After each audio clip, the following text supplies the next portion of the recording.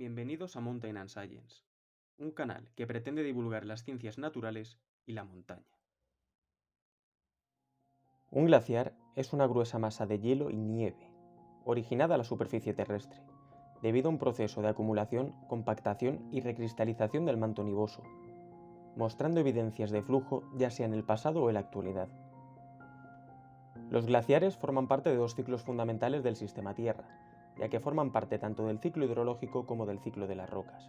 El agua del planeta circula a lo largo de un ciclo constante, a través de la atmósfera, la biosfera y la litosfera. El agua se evapora de los océanos, pasa a formar parte de la atmósfera, precipita sobre la Tierra y fluye a través de los ríos de vuelta al mar. Sin embargo, cuando las precipitaciones se producen en entornos de alta montaña o en latitudes elevadas, el agua puede demorarse en su camino de vuelta al mar, desde decenas hasta miles de años, ya que puede acabar almacenándose en forma de hielo, en forma de glaciar. Durante este tiempo, el hielo constituye una potente fuerza erosiva, capaz de modelar drásticamente el paisaje que se encuentra a su alrededor. El hielo glaciar erosiona, acumula, transporta y deposita sedimentos, participando por lo tanto en el ciclo de las rocas. En la actualidad, los glaciares cubren casi el 10% de la superficie terrestre.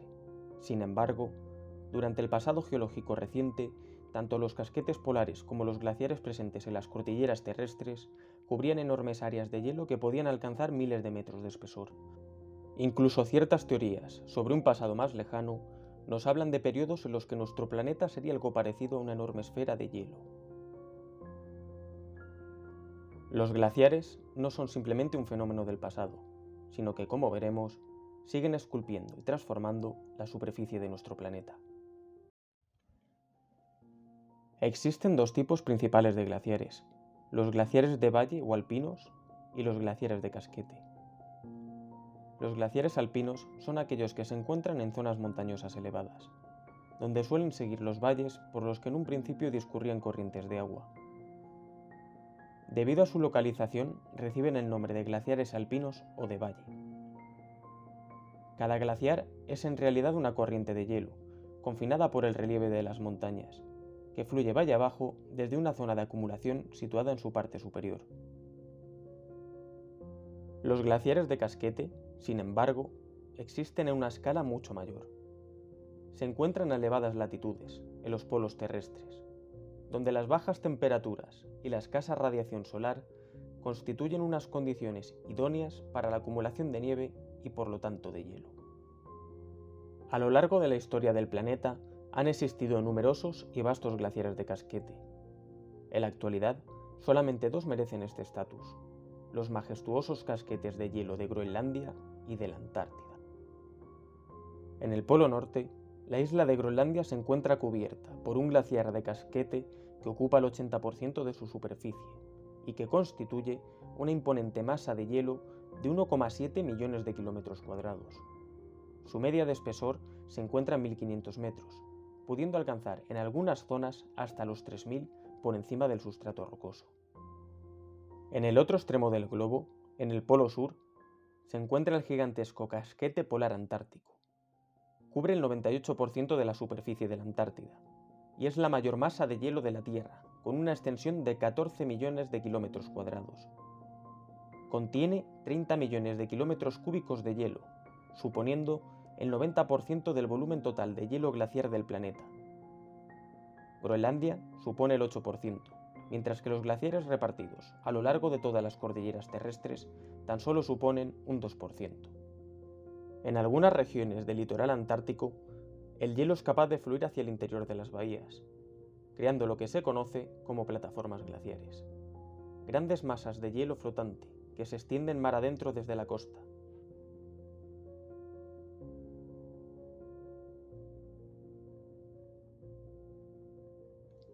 Las plataformas glaciares antárticas suponen 1,4 millones de kilómetros cuadrados de hielo, adyacentes al casquete continental. Es decir, tan solo las plataformas glaciares del Polo Sur cubren casi la misma superficie que el casquete ártico. Las plataformas Ross y Filchner son las mayores. Tan solo la barrera de hielo Ross abarca aproximadamente la misma superficie que España. La nieve es la materia prima a partir de la cual se forma el hielo glaciar. Cuando después de una nevada la temperatura se mantiene por debajo del punto de congelación, la acumulación de sus delicados cristales hexagonales pronto empieza a cambiar. A medida que el aire se infiltra entre los espacios que quedan entre los copos de nieve, los extremos de los cristales se evaporan y este vapor de agua se condensa cerca de su centro. De este modo, los copos se hacen cada vez más pequeños, gruesos y esféricos. De este proceso, el aire es expulsado, y lo que en un origen era nieve reciente y esponjosa, recristaliza en una masa mucho más densa de pequeños granos, conocida por el nombre de neviza. A medida que aumenta el grosor de la capa de nieve como resultado de la acumulación de sucesivas nevadas, aumenta la presión en las capas inferiores, compactándose por lo tanto los granos de hielo que se encuentran en profundidad. Cuando el espesor del hielo y de la nieve supera los 50 metros, el peso es suficiente para fusionar la neviza en una masa sólida de cristales de hielo trabados. Se ha formado hielo glaciar. Como hemos visto, los glaciares son enormes masas de hielo, de gran relevancia a la hora de modelar el planeta. Pero, ¿cómo es posible que estos gigantes se muevan? Al igual que ocurre en el caso del agua de los ríos, el hielo glaciar fluye, solo que a una velocidad muy inferior, despreciable para el ojo humano. Este flujo es el resultado de dos tipos de movimiento, el flujo plástico y el deslizamiento basal. El primero de ellos, el flujo plástico, implica que el movimiento ocurre dentro del hielo. Este presenta dos zonas bien diferenciadas. El hielo superficial se comporta como un sólido quebradizo, hasta una profundidad de aproximadamente 50 metros. A partir de aquí, debido a la presión ejercida por la superficie, el hielo se comporta como un material plástico y comienza a fluir. Al contrario que la parte inferior del glaciar, los 50 metros superiores no están sometidos a la suficiente presión como para exhibir flujo plástico.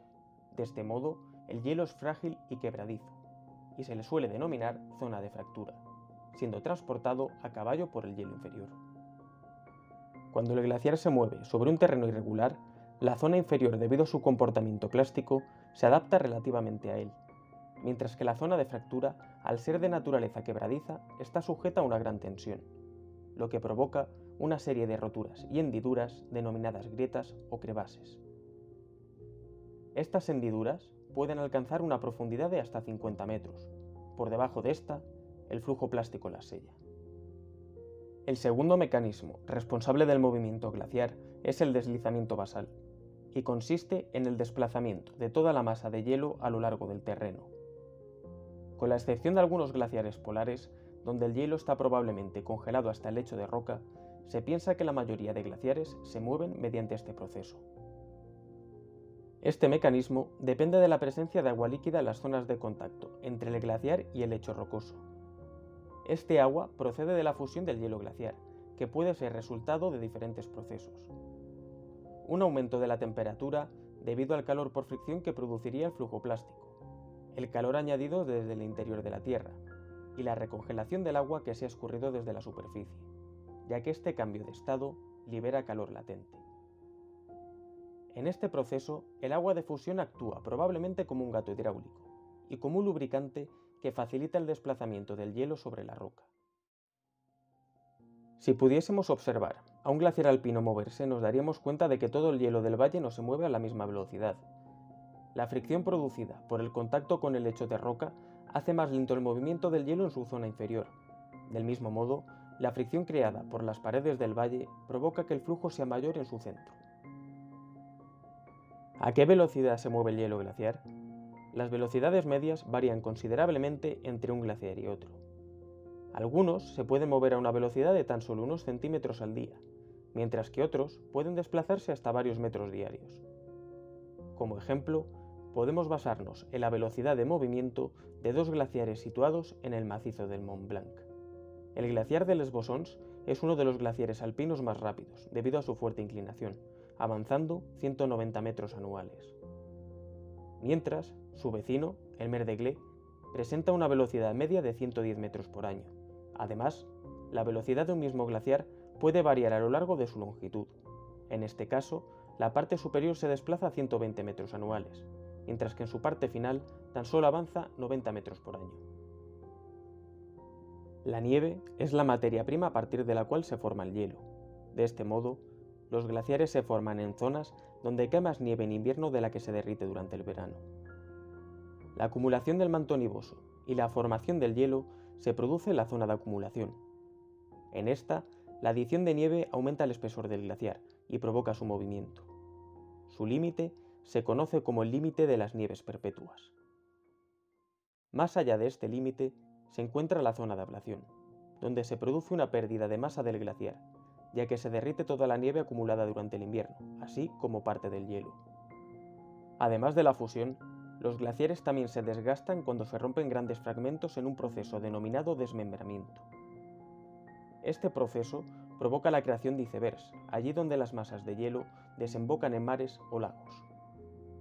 Que el frente de un glaciar avance, retroceda o permanezca estacionario depende del balance glaciar. Este balance es el equilibrio entre la acumulación de hielo en la parte superior y la pérdida o ablación en el extremo inferior. Si la acumulación de hielo supera la ablación, el frente glaciar avanza hasta que los dos factores se equilibran. Cuando se alcanza este equilibrio, el final del glaciar permanece estacionario. Por el contrario, si aumenta la temperatura o si una reducción de las nevadas disminuye la acumulación, el frente de hielo retrocederá.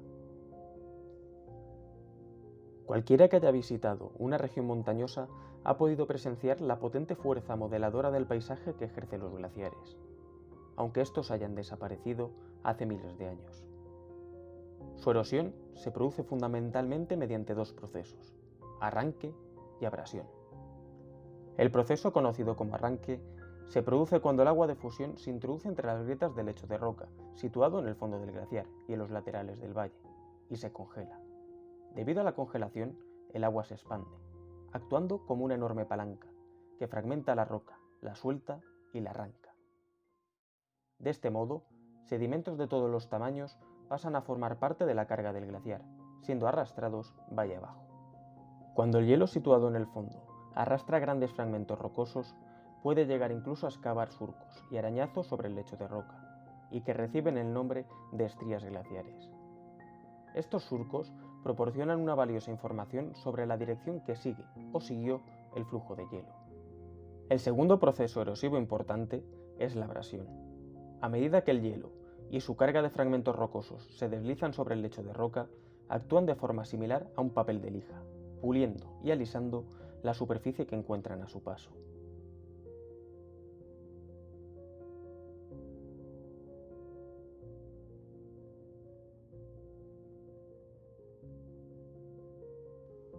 Como resultado de la abrasión, se produce una gran cantidad de roca pulverizada, denominada como harina de roca.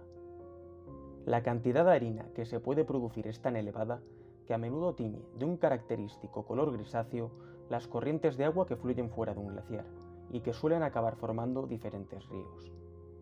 Se trata, por lo tanto, de una prueba visible y en directo del poder de molienda del hielo. El resultado de la erosión producida por un glaciar de valle es muy diferente al realizado por un glaciar de casquete. Los glaciares alpinos erosionan el terreno acentuando sus irregularidades, excavando los valles, creando paredes escarpadas y marcados picos. La celebrada belleza de nuestras montañas es en gran parte producto de su erosión.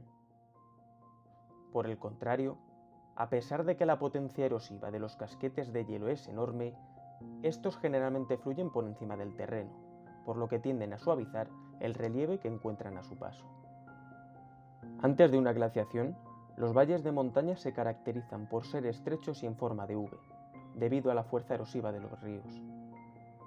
Sin embargo, durante las glaciaciones, el hielo fluye a lo largo del terreno por donde existían dichas corrientes de agua, ensanchando y profundizando el relieve hasta dar lugar a un valle glaciar en forma de U.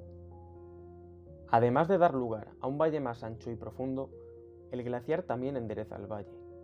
A medida que el hielo fluye valle abajo, se encuentra con diferentes curvas debido a la extensión de espolones montañosos. Su gran fuerza erosiva es capaz de eliminar estos espolones a su paso, creando como resultado una serie de acantilados de forma triangular, conocidos como espolones truncados. La intensidad de la erosión depende en parte del espesor del hielo. De este modo, muchos glaciares profundizan el valle principal más de lo que lo hacen sus afluentes de menor tamaño, situados en valles adyacentes. De este modo, cuando los glaciares retroceden, los valles de los glaciares tributarios quedan suspendidos por encima de la depresión glaciar principal y se denominan valles colgados. En la cabecera de todo valle glaciar se encuentra una imponente estructura denominada circo. Se trata de una gran depresión, rodeada por escarpadas paredes, pero abierta por el lado que desciende hacia el valle. El circo es el lugar donde se produce el crecimiento del glaciar, donde se encuentra la zona de acumulación. Los circos son en un origen pequeñas irregularidades o depresiones del terreno, que con el paso del tiempo van siendo aumentadas debido al acuñamiento y arranque del hielo, a lo largo de su fondo y de sus laterales. Tras la desaparición del glaciar, la cuenca del circo suele ser ocupada por un pequeño lago de montaña denominado Tarn. También suele recibir el nombre de ibón o laguna glaciar. El aumento de tamaño de los circos glaciares, a medida que van excavando y erosionando el paisaje, puede acabar desembocando en la formación de agudos picos piramidales, llamados horns.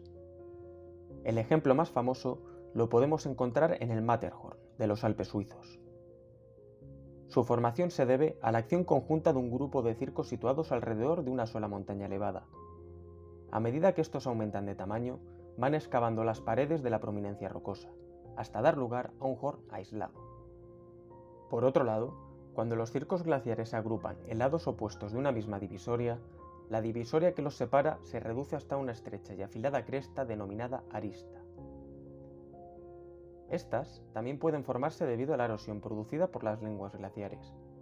Cuando dos glaciares están situados en valles paralelos, puede formarse una arista a medida que la línea divisoria que separa sus lenguas de hielo se va estrechando gradualmente, conforme los glaciares pulen y ensanchan sus valles adyacentes.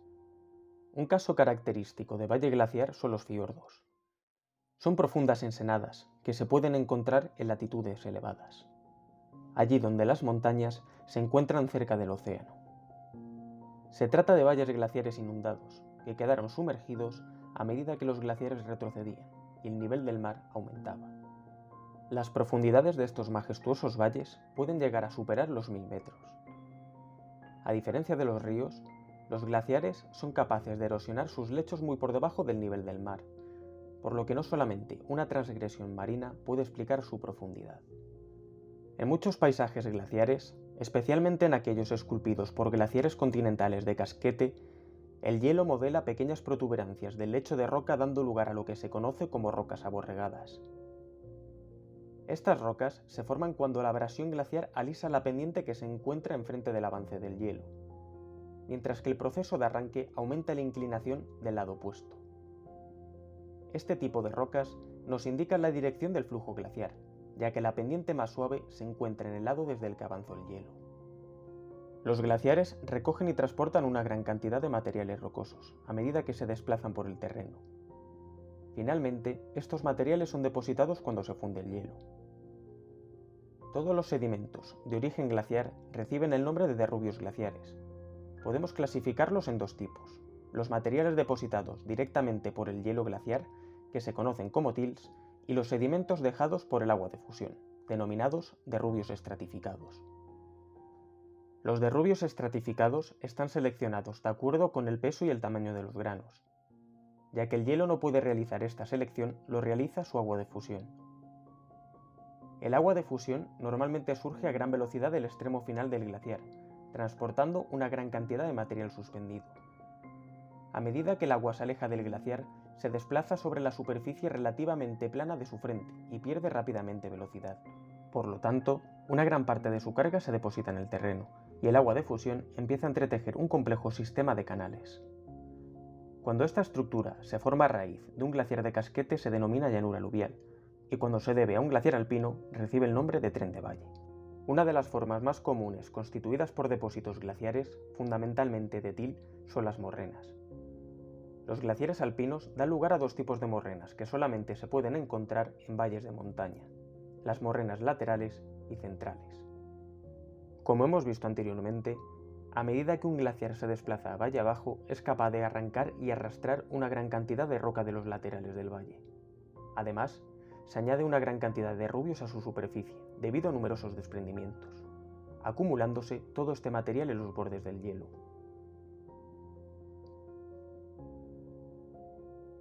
Cuando el hielo se derrite, estos sedimentos se depositan cerca de sus bordes. Estas acumulaciones de til que corren paralelas al valle se denominan morrenas laterales.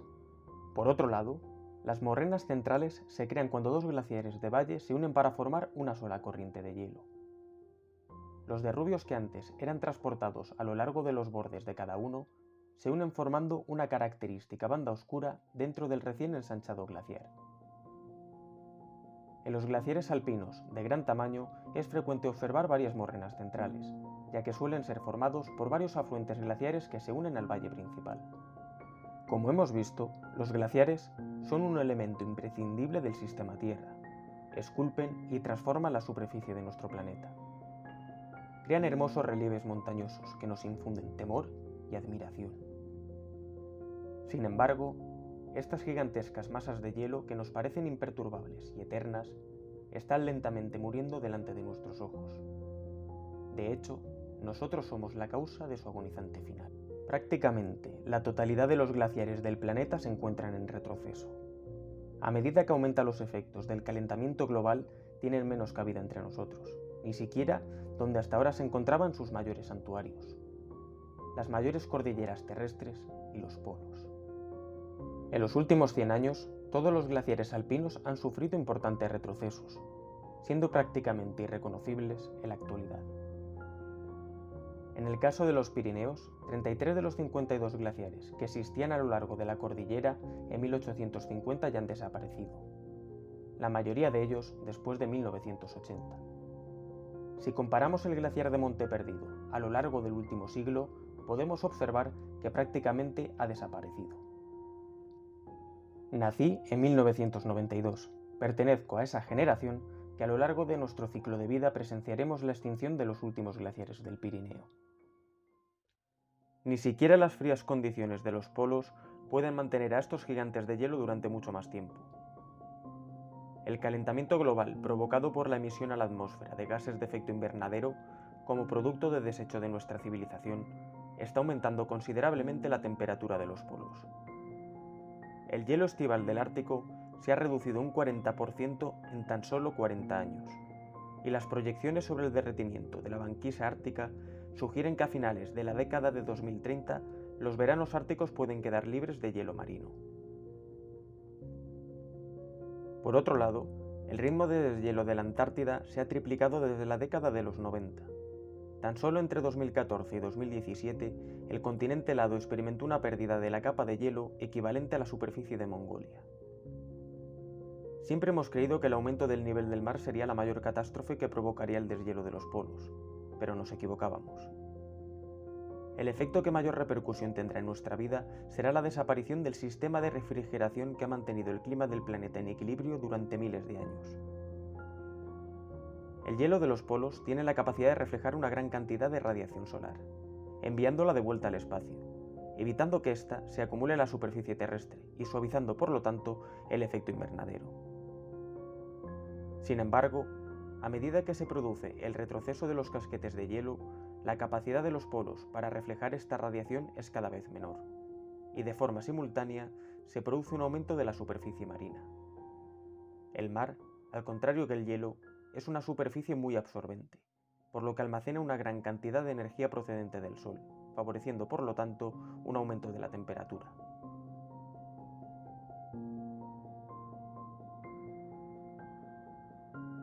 Este aumento podría acabar provocando el descongelamiento del permafrost presente en el Ártico, lo que provocaría la liberación de una gran cantidad de metano. El metano es un gas de efecto invernadero mucho más potente que el dióxido de carbono, por lo que su liberación a la atmósfera aceleraría drásticamente el cambio climático. Como hemos visto, los casquetes de hielo participan en un complejo ciclo de retroalimentación, que ayuda a mantener estable el clima global. De este modo, cualquier alteración de este ciclo podría amplificar los cambios que se encuentran ya en marcha, lo que podría empujar al sistema más allá del borde del precipicio, y sobrepasar un punto de no retorno, a partir del cual se rompería el equilibrio que ha mantenido estable el planeta durante milenios. Las presentes generaciones tenemos la oportunidad de actuar a tiempo y evitar el desastre al que nos dirigimos.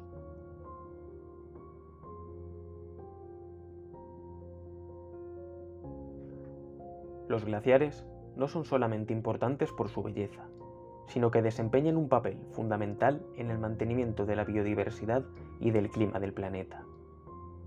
De este modo, el futuro de nuestra especie y de todo aquello que nos rodea está íntimamente ligado a su existencia.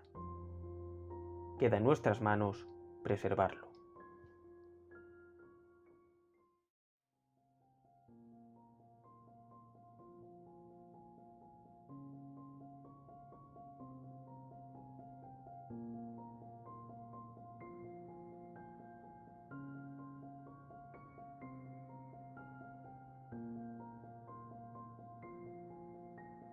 Si te ha gustado el vídeo, apóyame con un like. Y si quieres ver más, suscríbete al canal.